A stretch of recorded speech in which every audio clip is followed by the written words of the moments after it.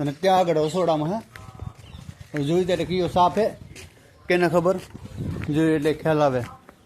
આ સાપનું નામ છે ધૂણી અને આ સાપનું નામ સાચું શું છે ભંકુડી આને કહેવામાં છે સાપનું નામ. અને મારો વિડીયો આગળ શેર કરી દેજો મિત્રો. આવા સાપ તેથી બચી શકે અને સુરક્ષિત જગ્યાએ અમે છોડી જાણી. આ ભાઈ સાપ છે, સાપના કોઈના ચારા કરવાની. મારો વિડીયો આગળ શેર કરી દેજો. અને સાપને સુરક્ષિત જગ્યાએ પકડી દીધો. ભાઈ બોલો.